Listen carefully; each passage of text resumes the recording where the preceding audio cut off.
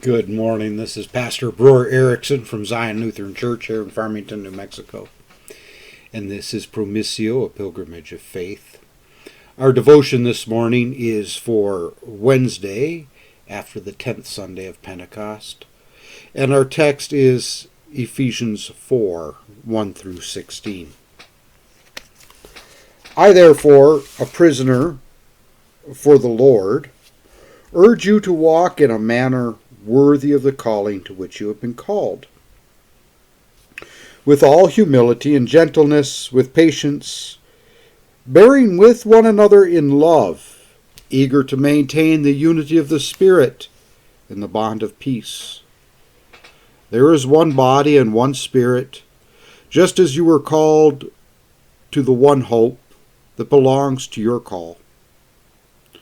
One Lord, one faith, one baptism, one God and Father of all, who is over all and through all and in all. But grace was given to each one of us according to the measure of Christ's gift. Therefore it says, when he ascended on high, he led a host of captives, and he gave gifts to men. In saying he ascended, what does it mean? But that he had also descended into the lower parts of the earth. He who descended is the one who was also ascended far above all the heavens, that he might fill all things. And he gave the apostles, the prophets, the evangelists, the pastors and teachers, to equip the saints for the work of ministry, for building up the body of Christ, until we all attain to the unity of faith and the knowledge of the Son of God, to mature manhood, to the measure of the stature of the fullness of Christ, so that we may no longer be children, tossed to and fro by the waves, and carried about by every wind of doctrine, by human cunning, by craftiness and deceitful schemes.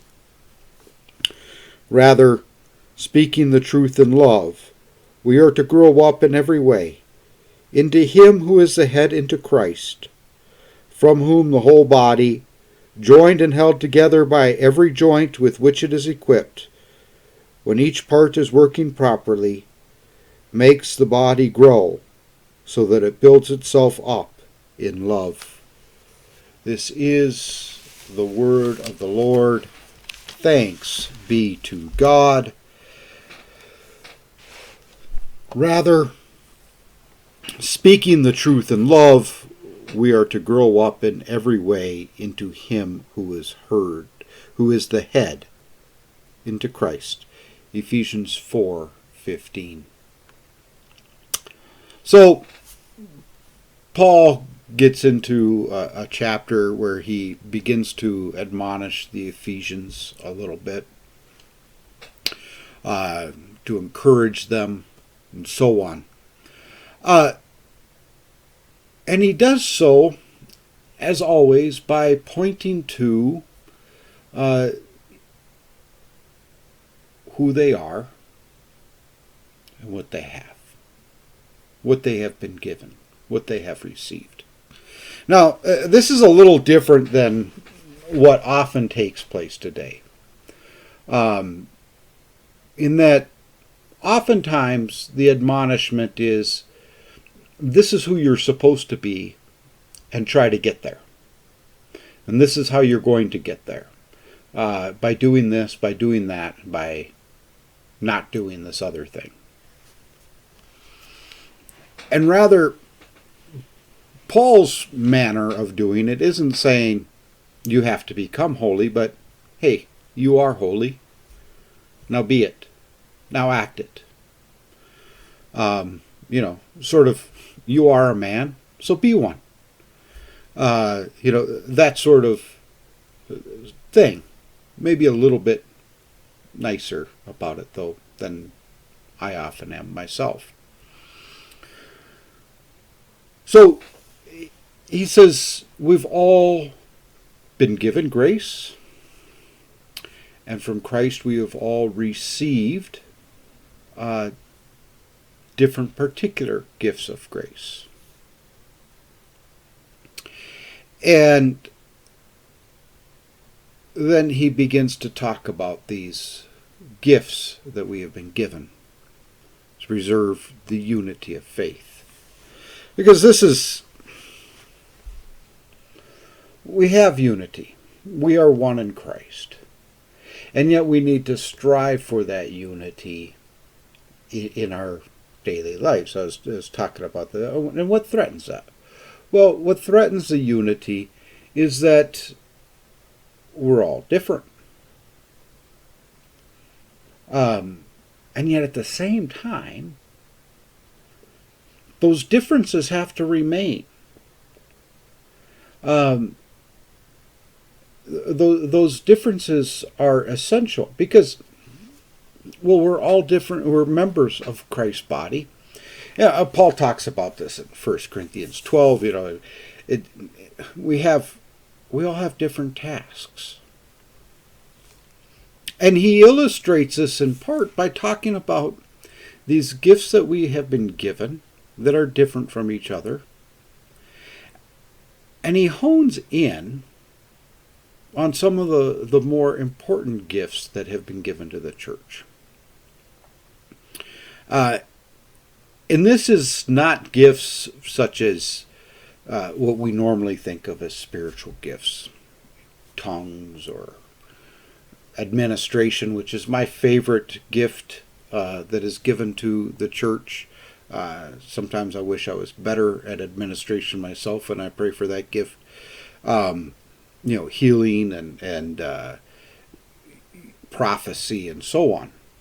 Instead, he talks about the servants of the word as being gifts that he has given to the church, that Christ has given to the church. And so he starts out with apostles.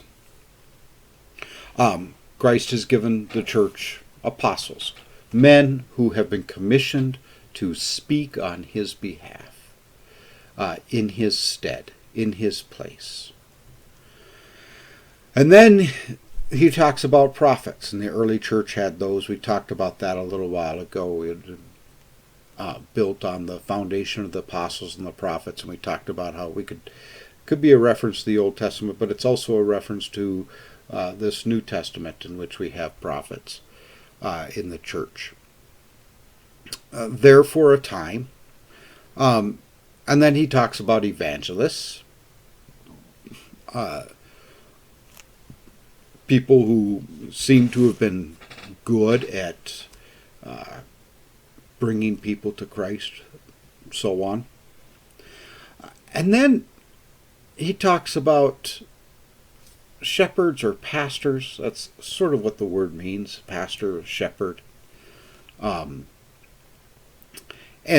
teachers. And there's some. Those two are kind of the same, pastors and teachers. To be a pastor is to be a teacher. To be a teacher is to be a pastor. At least when it comes to work in the church this way. And so it's not necessarily that there's two different offices here, though there could be. And don't want to denigrate the work that we have of teachers in the church, whether they be professors at our colleges or our seminaries, or teachers in day schools and so on that take it upon themselves to teach our kids for us in the various schools. More importantly, isn't this ranking? I mean, most of them, who knows what's, we don't have apostles anymore. They've all died out. We don't seem to have prophets anymore. So on. Evangelists, we could say we have those, but pastors, just sometimes pastors are also evangelists. Sometimes evangelists are also pastors. Sometimes a pastor is just he's good at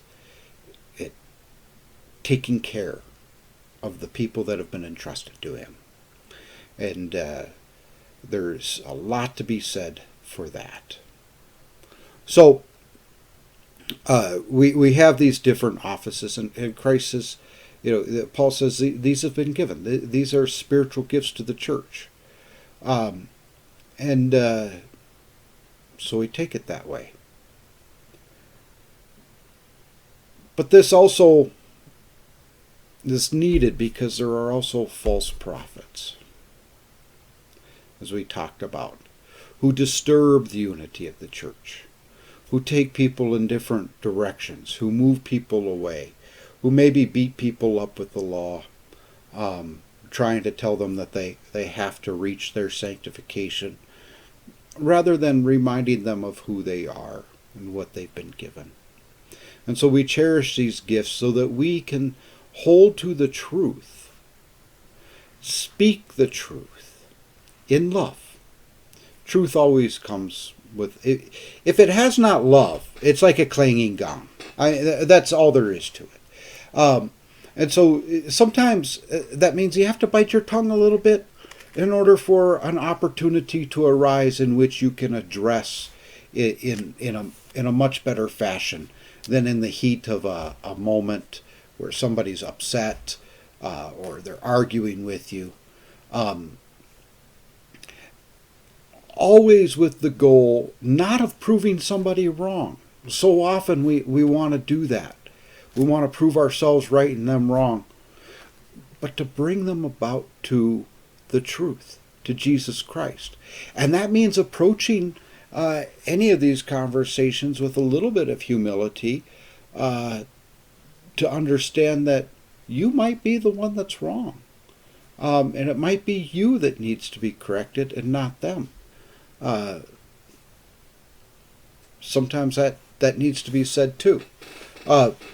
But always in truth and love, that we can grow up together, building the unity of the church together in love into Christ, of whom we are all members. Let's bow our heads in prayer. Lord, we thank you that you have not abandoned your church, your people.